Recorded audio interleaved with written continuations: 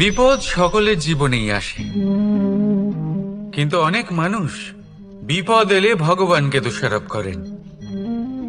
বলেন যে আপনি আমাকে রক্ষা কেন করছেন না? আপনার প্রতি আমার মনে অপার ভক্তি, সর্বদা আপনার জপ করি, তাও আপনি না আমাকে এই বিপদ মুক্ত হওয়ার কোনো পথ দেখাচ্ছেন, না এই বিপদ থেকে আমাকে বের করছেন। এবার এটা হলো আপনার ভাবনা, আপনার দৃষ্টিভঙ্গি। এবার আমি বলি সত্যিটা আসলে কি। সত্যি হলো এটাই যে ঈশ্বর সব সময় আপনার সাথেই আছেন, থাকবেন। দেখুন সেই বীজের দৃষ্টিভঙ্গির দ্বারা যে মাটির নিচে চাপা পড়ে আছে, তাকে পরিণত হতে হবে এক বিশাল সুন্দর বৃক্ষে। তা তখনই হবে যখন তা ভাঙবে, ভাঙবে তখনই যখন সে উত্তাপ পাবে। উত্তাপ কোত্থেকে পাবে? সূর্যের তাপ থেকে। সূর্যের তাপ থেকে ধরিত্রীও বাঁচতে পারে না, তাকে তা সহ্য করতেই হয়। আর যখন এই ধরিত্রী আর এই বীজ এই দুই তপ্ত হয়ে যায়, তখনই এই প্রকৃতি বর্ষা আনে। আর সেই বর্ষার জলেই এই বীজ এক সুন্দর বৃক্ষে পরিণত হয়। আছেন তো ঈশ্বর আমাদের সাথে সব সময়। সেইভাবেই আপনার জীবনে যদি কোনো বিপদ আসে, কোনো সংকট আসে, তার মানে এটা নয় যে আপনারই কোনো পাপের শাস্তি আপনি পাচ্ছেন। হয়তো ভবিষ্যতে আপনাকে একটা সুদৃঢ় কাঠামো হতে হবে, তার প্রয়োজন আছে। তাই এটা হলো তার ভিত। যতটা শিখবেন, যতটা শক্তিশালী হবেন, ততটাই দৃঢ় কাঠামো হবে। নিশ্চয়ই দেখেছেন, অলংকার বানাবার পূর্বে সোনাকেও অনেক রকম পরীক্ষা দিতে হয়, আগুনে তপ্ত হতে হয়। সেইভাবেই যদি আপনি কখনো শূরবীর হতে চান, তাহলে লাক্ষাগৃহের তাপ সহ্য করতেই হবে। তাহলে আসুন আমার সাথে বলুন, বন্দে ধর্মা, বন্দে কর্মা, রাধা রাধা। অনেক সময় মানুষ অতীতকে দেখেন আর তখন অহংবোধে পরিপূর্ণ হয়ে ওঠেন। কখনো বর্তমানের দিকে তাকান, ভবিষ্যতের দিকে তাকান আর পরিতৃপ্তিতে ভরে ওঠেন। কেন বুঝতে পারেন না একটা সহজ কথা? এই যে সৃষ্টি, এই সৃষ্টি হলো একটা বড় চক্র, যা বারংবার আপনার কাছে ফিরে আসবেই। কঠিন থেকে কঠিনতর পরীক্ষায় আপনাকে নিযুক্ত করবে, যাতে আপনাকে উত্তীর্ণ হতেই হবে। যা কাল ছিল তা আজ নেই, এটা সবাই জানেন। যা আজ আছে তা হয়তো কাল থাকবে না, এটাও আপনাকে মেনে নিতে হবে, তাও আবার হাসি মুখে। শান্ত থাকতে শিখুন আর কখনোই মনের মধ্যে অহংকার উৎপন্ন হতে দেবেন না। হতে শিখুন সেই হিমবাহের মতো। হয়তো এই জন্যই এত শীতল থাকে, কারণ ও জানে গতকালও জল রূপে ছিল, আজ বরফ রূপে হয়তো আছে, কিন্তু কাল পুনরায় সে জলেই পরিণত হবে। নিজেকে শান্ত রাখুন। হয়তো আজ আপনি সাফল্যের শিখরে আছেন, হয়তো বা নেই। আপনাকে প্রত্যেক দিন অবশ্যই দেখতে হবে। শুধু নিরন্তর প্রচেষ্টা করতে থাকুন, প্রত্যেক পরিস্থিতির জন্য তৈরি থাকুন, আর একে ভারসাম্যে রাখতে শিখুন। আপনার কাল হোক, আজ হোক বা আগামীকাল, আপনার ভালো দিন হোক বা খারাপ দিন, সব পবিত্র হয়ে যাবে। তাহলে আসুন আর আমার সাথে ভালোবেসে বলুন, রাধা রাধা। অন্ধকারাচ্ছন্ন রাত্রি যদি এসে থাকে, তাহলে আলোকিত প্রকাশ নিয়ে সূর্যও অবশ্যই আসে। রোগ যদি এসে থাকে, তাহলে তার ওষুধও অবশ্যই আসে। সমস্যা যদি আসে, তাহলে সেই সমস্যার সমাধানও নিজে থেকেই আমাদের কাছে চলেই আসে। এই সংসার, এই জীবনের শুধুমাত্র একটাই নিয়ম আছে, আর তা হলো এটাই: এই সংসার হলো একটা চক্রের মতো। এতে শাশ্বত বলে কিছু নেই, নিত্য বলে কিছু নেই। আর যা কিছুই রয়েছে সব বদলাতে চলেছে। যদি আপনার জীবনে দুঃখ থাকে, সমস্যা থাকে, যদি আপনি বিপদ দ্বারা আচ্ছন্ন, তাহলে মনে রাখবেন সবকিছু বদলে যেতে চলেছে। দুঃখের সময় কাঁদবেন না, মনকে আরো দুঃখী করে তুলবেন না, কারণ এখানে যা কিছুই এসেছে তা যাওয়ার জন্যই এসেছে। তাহলে এত চিন্তা কিসের? আনন্দ সহকারে জীবন যাপন করুন আর আমার সাথে ভালোবেসে বলুন, রাধা রাধা। যদি কোনো সিংহ বানরের মতো গাছে চড়তে চেষ্টা করে তাহলে কি হবে? একটা মাছ যদি মাটিতে হাঁটতে চেষ্টা করে তাহলে কি হবে? তারা বিফলই হবে। কিন্তু এরকম কেন হয়? তার কারণ হলো প্রকৃতির রচনা কিছুটা এরকম। এখানে প্রত্যেকটি ব্যক্তিকে, প্রত্যেকটি প্রাণীকে আলাদা আলাদা গুণের অধিকারী করা হয়েছে এবং সকলকে একটা সীমাও প্রদান করা হয়েছে। এবার এই যে বৃক্ষ, পশু, পাখি, এদের মধ্যে সেই ক্ষমতাই নেই যে এরা নিজেদের যাচাই করতে পারবে, নিজেদের সীমাগুলো বুঝতে পারবে, নিজেদের সদ্গুণগুলো চিনতে পারবে। এরা সেটা করতে পারবে না। কিন্তু মানুষ তো আলাদা।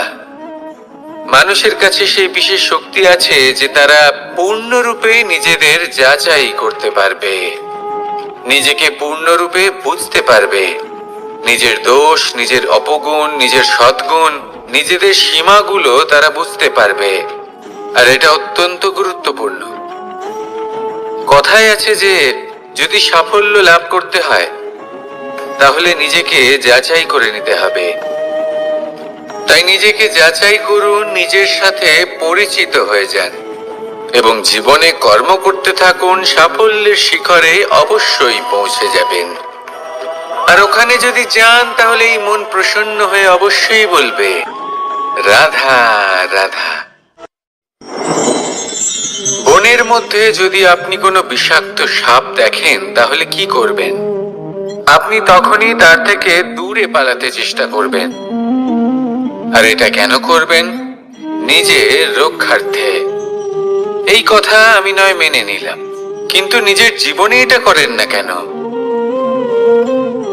আপনি যেখানেই যান, যে স্থানেই যান না কেন, প্রত্যেক সময়, প্রত্যেক মুহূর্তে এমন বিষাক্ত সাপ আপনি অবশ্যই খুঁজে পাবেন। আর সেই সাপ নয় যাদের আপনি বনে খুঁজে পাবেন, এরা হলো সেই সাপ যা আপনাকে পাপ করতে বাধ্য করবে।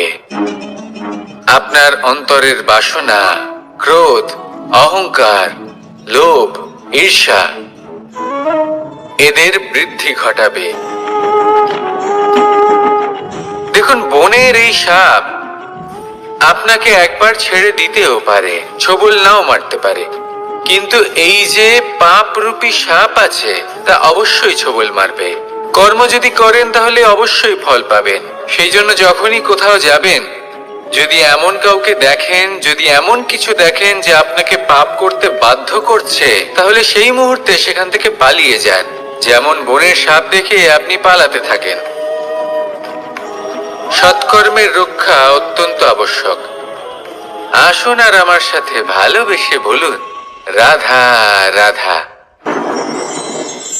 মনুষ্য জীবনের সব থেকে বেশি গুরুত্বপূর্ণ বিষয় হলো মনের একাগ্রতা। এই সংসারের যে কটি মহান কার্য সম্পাদন হয়েছে তা হলো মনের এই একাগ্রতার একমাত্র ফল।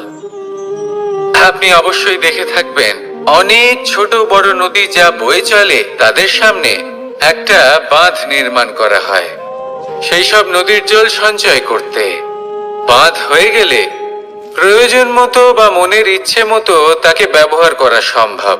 এবার এটাই আমাদের মনের সাথেও সম্ভব। আমাদের মনের একাগ্রতা আজকের দিনে দাঁড়িয়ে বিভিন্ন ধরনের বিকার, ক্রীড়া এবং ভোগের মধ্যে ভাগ হয়ে গেছে। একে একত্রিত করতে হবে, একটা বাঁধ নির্মাণ করতে হবে, কর্মের বাঁধ। আপনাকে শুধু এটাই করতে হবে, যেটা উচিত কর্ম সেটাই করুন, যেটা অনুচিত কর্ম সেটা করা থেকে নিজেকে বিরত রাখুন। ব্যাস, এই কাজটাই আপনি করতে থাকুন, মনের মধ্যে একাগ্রতার বাঁধ নির্মাণ করুন। আর একবার যদি তা নির্মাণ হয়ে যায়, তাহলে যখন চাইবেন, যেখানে চাইবেন, যতটা চাইবেন, একাগ্রতা প্রয়োগ করতে পারবেন। আর একবার যদি আপনি এটা শিখে যান, তাহলে এই সংসারকে বদলে ফেলার মতো কাজ আপনি করতে পারবেন, সমাজকে শোধরাবার মতো কাজ করতে পারবেন। তাহলে এই মনকে একাগ্র করুন আর আমার সাথে ভালোবেসে বলুন, রাধা রাধা। আমরা সবাই ফল খাই, কিন্তু আমাদের সেই ফলই প্রিয় হয় যে পরিপক্ক হয়ে ওঠে, যেটা নম্র হয়, আর যে ফল অনেক বেশি মিষ্টি আর সুস্বাদু হয়ে থাকে, যাদের রঙে বাহার দেখা যায়। সেইভাবে জীবনে আমরা নানান মানুষের সাথে পরিচিত হই, কিন্তু সেই মানুষই আমাদের মন ছুঁয়ে যায় যারা বিনম্র স্বভাবের, যাদের বাণী খুব মধুর, যাদের অন্তরে আত্মবিশ্বাসের একটা তেজ, একটা রং দেখা যায়। এবার এমন ব্যক্তি আমরা কি করে হব? ঠিক সেইভাবেই যেমন একটা ফল রোদ, বর্ষা, শীত, বায়ু, এই সকল সংকটময় পরিস্থিতির সম্মুখীন হয়ে পরিপক্ক হয়ে ওঠে, সেইভাবেই মানুষ সংকটময় পরিস্থিতির সম্মুখীন হয়ে পরিপক্ক হয়ে ওঠেন। যদি এই সংকটের সম্মুখীন হন, তাহলে অভিজ্ঞ হবেন, আর এই অভিজ্ঞতাই শিক্ষা দিয়ে যাবে। এই অভিজ্ঞতা আমাদের শিখিয়ে দেয় যে আমাদের বিনম্র থাকতে হবে। অহংকার করে কোনো লাভ নেই। মধুর বাণীর যে কি মূল্য তা আমরা শিখতে পারি। এই অভিজ্ঞতাই আমাদের বুঝিয়ে দেয় যে উচিত অনুচিত কোনটা, আমাদের দৃষ্টিভঙ্গি তৈরি করে, আর এই দৃষ্টিভঙ্গি দ্বারা আত্মবিশ্বাস জাগ্রত হয়। সেই জন্য জীবনে কখনো বিপদ থেকে দূরে পালাবেন না, সেগুলোর সম্মুখীন হন, অভিজ্ঞতা লাভ করুন, তার থেকে শিক্ষা লাভ করুন, এইভাবেই পরিপক্ক হবেন। আসুন আমার সাথে ভালোবেসে বলুন, রাধা রাধা। ধন সঞ্চয় করা সম্ভব, আর সেই জন্য ধন সব থেকে বেশি মূল্যবান সম্পত্তি নয়। এবার আপনি বলবেন, এ আমি কি বলছি? এই ধন খুব মূল্যবান, আমরা সকলে অর্জন করতে ব্যস্ত। সেটা এই কারণে, কারণ আপনারা জানেন না এই সংসারের সব থেকে বেশি মূল্যবান সম্পত্তি কি। এ হলো সেই সম্পত্তি যা কখনো সঞ্চয় করা সম্ভব নয়। আপনার কাছে যতই ধন থাকুক, তা দিয়ে আপনি স্বাস্থ্য লাভ করতে পারেন, বাড়ি কিনতে পারেন, আদি ইত্যাদি, কিন্তু আপনি যতই ধনী হন না কেন, ফেলে আসা দিনের একটা মুহূর্ত আপনি লাভ করতে পারবেন না। এই একটা মুহূর্ত, এই সময়, এটাই হলো সংসারের সব থেকে মূল্যবান সম্পত্তি। একবার চলে গেলে তা কখনোই ফিরে আসে না। আর এই মুহূর্ত যতই চলে যাক না কেন, আমরা স্মৃতির মাধ্যমে সেগুলি যাপন করতে পারি, তার আনন্দ উপভোগ করতে পারি। আর যার সাথে আমরা সময় অতিবাহিত করেছি, তার স্মৃতিতে আমরা চিরকাল জীবিত থাকতে পারি। সেই জন্য সময় সব থেকে মূল্যবান সম্পত্তি, তাকে এইভাবে নষ্ট করবেন না। প্রত্যেকটা মুহূর্ত উপভোগ করুন, আনন্দ করুন, আর ভালোবেসে বলুন, রাধা রাধা। কনক, কি সুন্দর একটা শব্দ। এর অনেকগুলো রূপ রয়েছে, অনেকগুলো অর্থ রয়েছে। প্রথম অর্থ হলো স্বর্ণ, অর্থাৎ সম্পত্তি। দ্বিতীয় অর্থ ধুতুরা, অর্থাৎ গাছের ছোট একটা বীজ, যা কিনা অত্যন্ত শক্তিশালী হয়। যদি বেশি মাত্রায় এর প্রয়োগ করা হয়, তাহলে এটা বিষময় হয়ে উঠতে পারে। এই হলো সেই ধুতুরা যার প্রয়োগ মহাদেবের পুজোতে করা হয়। এবার প্রশ্ন হলো এটাই যে এই স্বর্ণ এবং এই ধুতুরার মধ্যে মিল কি রয়েছে। মিল হলো এটাই যে এই দুটোই মানুষকে মত্ত করে তোলে। ধুতুরা মানুষকে তখন মত্ত করে যখন তাকে সেবন করা হয়, কিন্তু স্বর্ণ, ধন, সম্পত্তি, মানুষ এটা যতটাই অর্জন করে নেয় সেটাই যথেষ্ট। এই স্বর্ণ মানুষের ভাবনা চিন্তা করার ক্ষমতাকে বশ করে ফেলে। মানুষ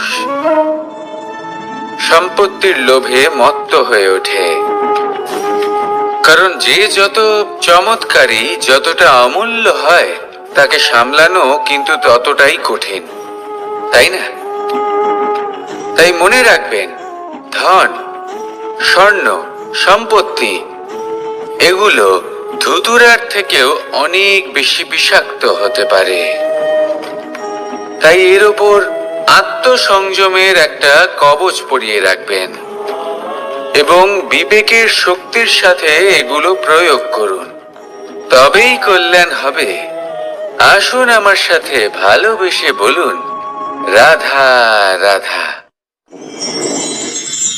মানুষের জীবনে 3টি গুণ অত্যন্ত প্রয়োজনীয়: শ্রদ্ধা, বিনম্রতা, যোগ্যতা। যদি জ্ঞান লাভ করতে চান তাহলে শ্রদ্ধার প্রয়োজন, যদি মান লাভ করতে চান তাহলে স্বভাবে বিনম্র হওয়া প্রয়োজন, আর যদি মনোবাঞ্ছিত স্থান লাভ করতে চান তাহলে যোগ্যতার প্রয়োজন। বিষয়টা সহজ। শ্রদ্ধা আপনাকে জ্ঞান দেবে, নম্রতা আপনাকে মান, আর যোগ্যতা উচিত স্থান দেবে। কিন্তু যদি আপনি এই 3টি গুণ সম্মিলিত করেন তাহলে এমন কিছু লাভ করবেন যা এই সব কিছুর থেকে অনেক ঊর্ধ্বে। সম্মান। আর এ হলো সেই সম্মান যা প্রত্যেক মানুষের নিজের জীবনে লাভ করতে চেষ্টা করা উচিত, কারণ এই হলো সেই সম্মান যার কারণে আপনি চলে যাওয়ার পরেও এই সংসার আপনাকে ভালোবাসবে আর মনে রাখবে। আসুন আমার সাথে ভালোবেসে বলুন, রাধা রাধা। জীবনে গতি অত্যন্ত গুরুত্বপূর্ণ, মতিও হলো গুরুত্বপূর্ণ, এবং তার থেকেও বেশি গুরুত্বপূর্ণ হলো সঙ্গতি। একটা জলের ফোঁটা, তার মধ্যে গতি থাকে, প্রকৃতির মধ্যে তা লাভ করার ইচ্ছে নিহিত থাকে, কিন্তু এই যে সঙ্গতি তা নির্ধারিত করে যে এই জলের ফোঁটা ঝিনুকের মুখে পড়ে মুক্ততে পরিণত হবে নাকি বিষাক্ত সাপের মুখে পড়ে বিষে পরিণত হবে। এবার দেখুন, এই জঞ্জাল স্বর্ণকারের দোকানের সামনেও থাকে এবং জঞ্জাল একজন ব্যবসাদারের দোকানেও থাকে, কিন্তু জঞ্জাল যা স্বর্ণকারের দোকানে থাকে তা ব্যবসাদারের দোকানের জঞ্জালের থেকে অনেক বেশি মূল্যবান, কারণ তার মধ্যে সোনার কণার সঙ্গতি থাকে। সেই জন্য জীবনে সঙ্গতির উপর বিশেষ গুরুত্ব দেবেন। যেমন সঙ্গতি তেমনই আপনি হবেন। আসুন আমার সাথে ভালোবেসে বলুন, রাধা রাধা। প্রত্যেক প্রাণী ভালোভাবে জীবন যাপন করতে চান, এটা তাদের স্বভাবে আছে এবং ভাবাটা অনুচিত নয়। কিন্তু একটা ভালো জীবনের গুরুত্বপূর্ণ অংশ কোনটা? বসবাসের স্থান। সেই স্থান যেখানে আমরা জীবন অতিবাহিত করি। এবার মানুষ ভাবতে পারেন যে একটা ভালো বাসস্থানের অর্থ কি? সেই স্থান যেখানে সহজে জল পাওয়া যায়, যেখানে শুদ্ধ বায়ু পাওয়া যায়, যেখানে আনাজ উৎপন্ন হয়। এটা জীবনযাপনের জন্য পর্যাপ্ত বটে, কিন্তু ভালো জীবনযাপনের জন্য আরো একটা কথা আপনাকে বুঝতে হবে। সাধু, জ্ঞানী, পণ্ডিত ব্যক্তি, এই সকল মহাপুরুষ, এনাদের যে বাসস্থান তা অত্যন্ত বিশেষ হয়। এখানে এক ধরনের বিশেষ ইতিবাচক শক্তি থাকে, এমন একটা স্থান যেখানে দেবতারাও বিচরণ করেন। জীবন আমরা সবাই যাপন করি, কিন্তু জীবনের উদ্দেশ্য শুধুমাত্র জীবন যাপন করা নয়। জীবনের উদ্দেশ্য হলো মুক্তি লাভ করা। আর এই সকল সাধু, জ্ঞানী, পণ্ডিত ব্যক্তি, এই সকল মহাপুরুষ আপনাকে মুক্তির পথে নিয়ে যেতে পারেন, কারণ এরা হলেন সেই মহাপুরুষ যারা নিজেদের অন্তরের বিকার, অহংকার, ক্রোধ, বিদ্বেষ এই সকল দোষগুলিকে ত্যাগ করেছেন, এদের উপর বিজয় লাভ করেছেন। এমনই একজন ব্যক্তি আপনাকে মুক্তির পথে নিয়ে যেতে পারে। প্রয়োজন হলো শুধুই এনাদের চিনতে পারা, এদের কথা বুঝতে পারা এবং এদের দেখানো পথে চলা। যদি আপনি এটা করতে পারেন, তাহলে এই মন প্রফুল্ল হয়ে বলবে, রাধা রাধা। আমি এখানে একা এই বনে বসে আছি, বাঁশি বাজাচ্ছি। কার জন্য? কে আছেন এখানে? কেউ নেই। আমার প্রজা, আমার রাজ্য, আমার পরিবার আমার থেকে অনেক দূরে আছেন। আমি এখানে একা এই বনে বসে এই আকাশের এই রঙের, গাছের এই সব ফলের, মাটির সুবাসের আনন্দ উপভোগ করছি। কেন? আমি হলাম দ্বারকাধীশ। এমন কি রাজকীয় বা ভৌতিক সুখ রয়েছে যে আমি ওখানে পেতে পারি না? সবকিছুই পেতে পারি, তাও এখানে বনে একা বসে আছি। কোন সুখ খুঁজে চলেছি? একা থাকার সুখ। আমরা প্রত্যেকদিন অনেক মানুষের সাথে, চিন্তাধারার সাথে, কর্মের সাথে, পরিস্থিতির সাথে, সুখ দুঃখের দ্বারা বেষ্টিত থাকি। জীবনের এই চক্রে আমরা জড়িয়ে পড়তে থাকি। যতই আমরা এই সমস্যার সমাধান করি, আমরা ততই এতে জড়িয়ে পড়ি। আমরা এতটাই জড়িয়ে পড়ি যে যখন আমরা আয়নায় নিজেদের দেখি, তখন আমরা নিজেদের চিনতেই পারি না। এমন মনে হয় যেন আমরা নিজেদের হারিয়ে ফেলেছি। সেই জন্য প্রত্যেক দিন আপনি কিছু সময় নিজের সাথে কাটান একান্তে। এটা অত্যন্ত আবশ্যক। নিজের অস্তিত্বের গভীরে গিয়ে দেখতে শিখুন, নিজেকে বুঝুন। অদ্ভুত শান্তির অনুভূতি হবে। যেমন এই বায়ু, এই বৃক্ষ, এই পুষ্প, এই নিসর্গ, এদের মতো আপনিও কখনো একলা হতে শিখুন। কখনো নিসর্গের একটা অংশ হয়ে দেখুন। এই মন প্রসন্ন হয়ে বলবে, রাধা রাধা। ওমাই কি, আমি কখন থেকে এখানে অপেক্ষা করছি, হাত পেতে দাঁড়িয়ে রয়েছি যাতে একটা ফল আমার হাতে এসে পড়ে এবং সেটা আমি খেতে পারি। কখন থেকে অপেক্ষা করছি, কিন্তু সেটা হচ্ছেই না। এবার আপনি বলবেন যে এসব কি বলছি, এ কি অদ্ভুত কথা বলছি। যদি ফল খেতে হয় তাহলে আমাকে বৃক্ষে চড়তে হবে, ফলের কাছে পৌঁছতে হবে, তবেই তো ফল পাবো। এবারে এটা অত্যন্ত সহজ ব্যাপার, কিন্তু এই বিষয়টা আপনি নিজের জীবনের প্রসঙ্গে ভেবে দেখুন। লক্ষ্য কোথায় আছে আপনি জানেন, সেই লক্ষ্যে পৌঁছানোর পথ কি সেটাও আপনি জানেন, সেই পথে চলার ক্ষমতাও আপনার রয়েছে, কিন্তু তাও আপনি নিজের লক্ষ্য লাভ করতে পারছেন না। কেন? কারণ আপনি অপেক্ষা করছেন যে লক্ষ্য আপনার সামনে চলে আসবে, কিন্তু তা হয় না।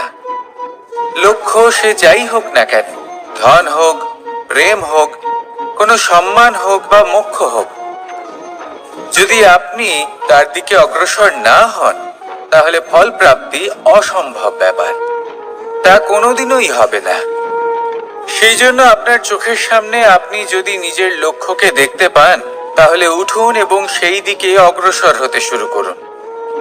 নিজের অন্তরের সকল অশুভ গুণ দূর করুন, অলসতা ত্যাগ করুন, অজ্ঞানতা ত্যাগ করে দিন এবং চলতে থাকুন। অবশ্যই মনোবাঞ্ছিত ফল লাভ করতে পারবেন। মনে রাখবেন, চলতে থাকলে তবেই লক্ষ্য প্রাপ্তি হবে। অপেক্ষার দ্বারা শুধুমাত্র মৃত্যু লাভ হবে। আসুন আমার সাথে ভালোবেসে বলুন, রাধা রাধা। আমি দ্বারকাধীশ এবং আমার সভাতে বিভিন্ন সময় বিভিন্ন ধরনের মানুষ আসেন, নিজেদের দাবি নিয়ে, নিজেদের ইচ্ছে নিয়ে। কখনো কেউ ভোজন চান, আবার কখনো কেউ ওষুধ। কখনো কেউ বস্তু চান, কেউ আবার চান বস্ত্র। কারোর জ্ঞান চাই, কারোর ধন চাই, আবার কারোর বাসস্থান। অনেক সময় আমি এই অনুরোধ, এই ইচ্ছে পূর্ণ করি না। এবার আপনি এটা ভাবতেই পারেন যে কৃষ্ণ তো তাহলে লোভী, ওর কাছে তো সবকিছুই রয়েছে, তারপরেও সে নিজের প্রজার ইচ্ছে পূর্ণ করে না, তাদের সমস্যাগুলি বুঝতে পারে না, তাদের সুখ স্বাচ্ছন্দ্য প্রদান করে না। আসল সত্য হলো এটাই যে কোনো সবল ব্যক্তি, যে কোনো গৃহস্থ ব্যক্তি যে কাজ করতে সক্ষম, তার পরিশ্রম দ্বারাই নিজের প্রয়োজনগুলি এবং ইচ্ছেগুলি পূরণ করা উচিত। এটা অত্যন্ত প্রয়োজনীয়। আর এগুলো তিনি করতে পারেন শিল্প, ব্যবসা, আচরণ অথবা জ্ঞানের ভিত্তিতে। এই পথে চলতে হবে, পরিশ্রম করতে হবে, তবেই সে কিছু অর্জন করতে পারবে। এবার এমন কোনো ব্যক্তি যার এই সব কিছুতে কোনো রুচি নেই, যে কিছুই করতে চায় না, সে কিছুই অর্জন করতে পারবে না। এবার এরকম কোনো ব্যক্তিকে যদি আমি কোনো বস্তু প্রদান করি, তাহলে কি হবে? সে পরাধীন হয়ে যাবে, আর সেটা উচিত হবে না। তাহলে কি করা উচিত? তাকে পথ দেখানো, তাকে বোঝাতে হবে যে কোন পথে চলে তুমি নিজের লক্ষ্য প্রাপ্ত করতে পারবে। শিল্প, জ্ঞান, আচরণ এবং ব্যবসা, এই পথে কিভাবে চলে সেটা শেখাতে হবে। আর আমি সেটাই করি। তার ফলে কি হয়? ব্যক্তি স্বাধীন হয়ে যায়। সংসারে সে যা চাইবে তাই প্রাপ্ত করতে পারবে, কখনো কারোর থেকে কিছু চাইবার প্রয়োজন পড়বেই না। এই কথাটা সবসময় মনে রাখবেন। যখনই দান করবেন, তা ভাবনা চিন্তা করে এমন ভাবে দান করবেন যাতে সামনের ব্যক্তি স্বাধীন হতে পারে, পরাধীন নয়। আসুন আমার সাথে ভালোবেসে বলুন, রাধা রাধা করতে শিখুন। পাণ্ডব, পাণ্ডবরা বন থেকে এসেছিলেন। ওনাদের কাছে না কোনো ধন ছিল, না কোনো সম্পদ, না বিদ্যা। নিজের পরিশ্রমের দ্বারা ওনারা বিদ্যা অর্জন করেছিলেন, আর তার দ্বারাই সম্পদ অর্জন করলেন আর ধনও অর্জন করলেন। এই পাণ্ডব ছিলেন অত্যন্ত কুশল এবং শক্তিশালী। যুধিষ্ঠির নিজের পরিশ্রম দ্বারা এমন জ্ঞান অর্জন করেছিলেন যে এই সংসার ওনাকে ধর্মরাজ যুধিষ্ঠির অভিহিত করেছিল। দেখতে গেলে পাণ্ডবদের কাছে সবকিছুই ছিল, কিন্তু যখন বিষয় এলো আরো ধন লাভ করার, তখন যুধিষ্ঠির, যিনি পাণ্ডবদের মধ্যে জ্যেষ্ঠ, তিনি সকল পাণ্ডবদের সাথে দ্রুত ক্রীড়ায় অংশগ্রহণ করে ফেললেন। এর ফলে না শুধু ধনলক্ষ্মী, ধর্মলক্ষ্মী, বিবেক লক্ষ্মী কেউ হারালেন, আর শুধু তাই নয়, নিজের গৃহলক্ষ্মী দ্রৌপদীকেও হারিয়ে ফেললেন। এর কারণ কি? ভুলে গেলেন খুব সহজ একটা কথা। এই সংসারে সম্মান এবং সাফল্য দুটোই পরিশ্রমের দ্বারা লাভ করতে হয়, কিন্তু দ্রুত ক্রীড়ার এই খেলা আমাদের ভাগ্যের উপর নির্ভরশীল। এই সংসারে দুটি পথ রয়েছে। একটা পথ যেখানে কর্ম এবং পরিশ্রমের দ্বারা আপনি নিজের পথ নিজেই রচনা করতে পারবেন, আর দ্বিতীয় পথ হলো যেখানে এই ভাগ্য এক মুহূর্তে আপনাকে শিখরেও পৌঁছে দিতে পারে, আবার ধূলিসাৎ করে দিতে পারে। আপনি কোন পথ বাছবেন, সেই চয়ন আপনারই। আসুন আর আমার সাথে ভালোবেসে বলুন, রাধা রাধা। কোনো এক সময়ের ঘটনা এটা। মা এবং বাবা হাটে গিয়েছিলেন। তখন আমি আর দাদা গিয়েছিলাম গরু চড়াতে। আমরা বাড়ি ফিরে এলাম, আর মা সেই সময় একটা কাজ করতেন। যখনই হাটে যেতেন, দরজা তালা বন্ধ করে যেতেন। উনি খুব ভালো করে জানতেন যে যদি ওনার এই মাখন চোর সঠিক সময়ে পৌঁছে যায় তাহলে এক ফোঁটাও মাখন ওনার অবশিষ্ট থাকবে না। এবার ঘটনা কিছুটা এরকম হলো যে মা আর বাবা মাঝে মাঝে হাটে যেতেন, তাই মাঝে মাঝেই দরজা তালা বন্ধ করতে হতো। যখন মা আর বাবা ফিরে এলেন তখন বাবা ভুলে গিয়েছিলেন যে এই চাবির গোছা থেকে ঠিক কোন চাবিটা দরজার তালা খোলার জন্য উপযোগী। উনি চেষ্টা করতে শুরু করে দিলেন। একটার পর একটা চাবি দিয়ে উনি চেষ্টা করতে থাকলেন, কিন্তু সেই দরজার তালা তো খুলতেই চাইছিল না। ওনার মাথা থেকে ঘাম পড়তে শুরু করলো। তখন মা বললেন যে তালা ভেঙে দেওয়া যাক। মা চলে গেলেন আর বাবা বললেন না না দাঁড়াও, আর কিছু চাবি বাকি আছে, এটা হয়তো খুলতে পারবো। মা হাতুড়ি নিয়ে চলে এলেন সেই তালা ভাঙার জন্য, আর তখনই বাবা শেষ চাবিটা প্রয়োগ করলেন আর দরজার তালা খুলে গেল। যদি উনি চেষ্টা না করতেন তাহলে এই তালাটাও ভেঙে যেত আর চাবিটাও নষ্ট হয়ে যেত, ঠিক কিনা?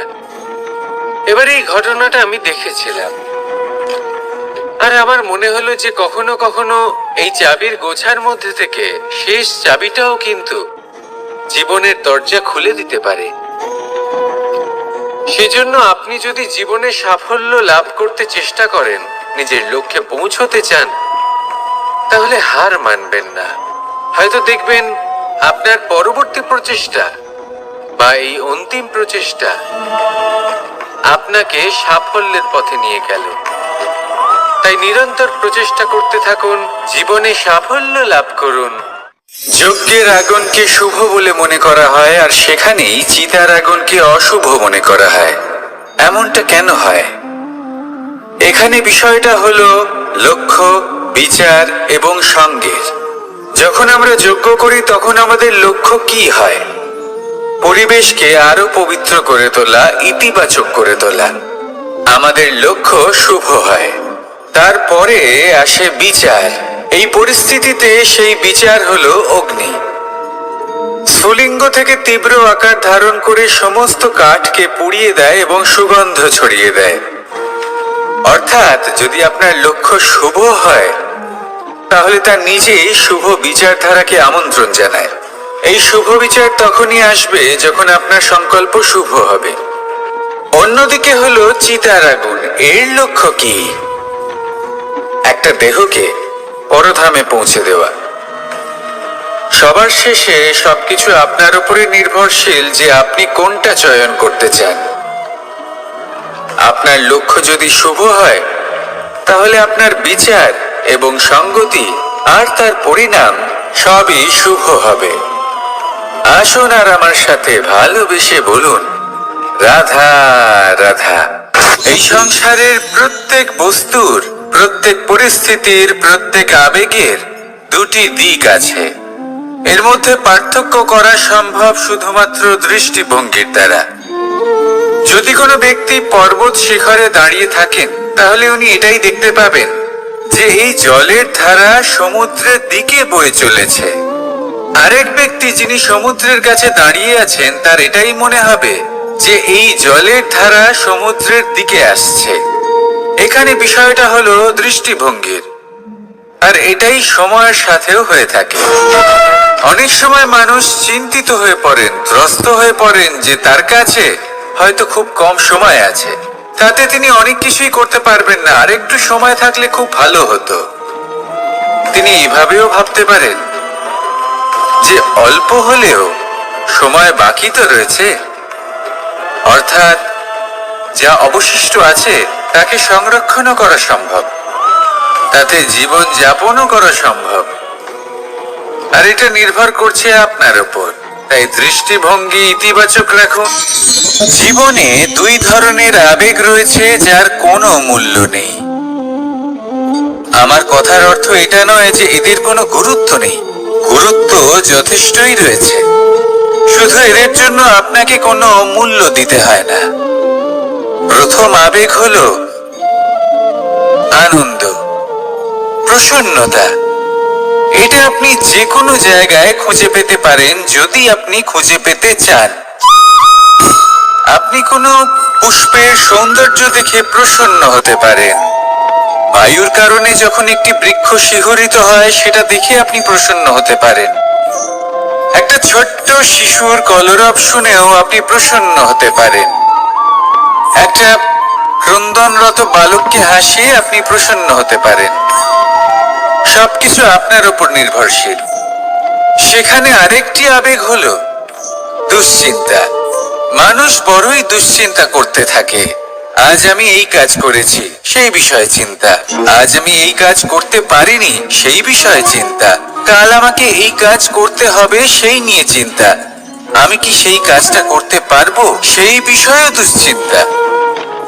চিন্তা সর্বত্র রয়েছে, যার জন্য মূল্য দিতে হয় না। যত চান আপনি একত্রিত করতে পারেন। একটা গুরুত্বপূর্ণ কথা মনে রাখবেন, প্রসন্নতা জীবনের একটা নতুন সূত্রপাত। সেখানে দুশ্চিন্তা হলো জীবনের চিতার সময়। এবার এই দুটি আবেগ হলো মূল্যহীন, দুটোই আপনার সামনে আছে। কোনটা চয়ন করবেন আপনি, দুশ্চিন্তা নাকি প্রসন্নতা? সিদ্ধান্ত আপনারই। আসুন আর আমার সাথে ভালোবেসে বলুন, রাধা রাধা।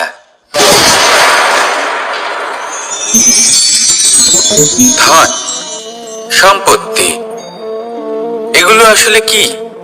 এগুলো শুধু সেই মূল্য যার দ্বারা আমরা কোনো কিছু অর্জন করতে পারি। এবার এই ধনের দ্বারা এই সংসারে অনেক কিছু লাভ করা সম্ভব, কিন্তু সেই সব কিছুই শুধুমাত্র ভৌতিক বস্তুই হবে। ভৌতিক সামগ্রী, ভৌতিক সুবিধা। অর্থাৎ আপনার কাছে যতই ধন থাকুক, তা আপনাকে শান্তির ঘুম এনে দিতে পারবে না।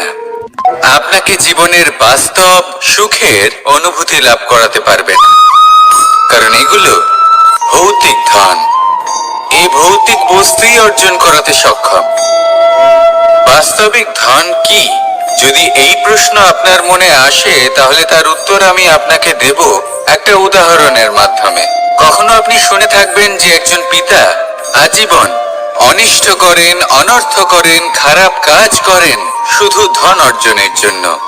তিনি ভাবেন যে আমি ধন অর্জন করব আর নিজের সন্তানকে একটা উজ্জ্বল ভবিষ্যৎ প্রদান করব, একটা সুখ স্বাচ্ছন্দ্যময় জীবন দান করব।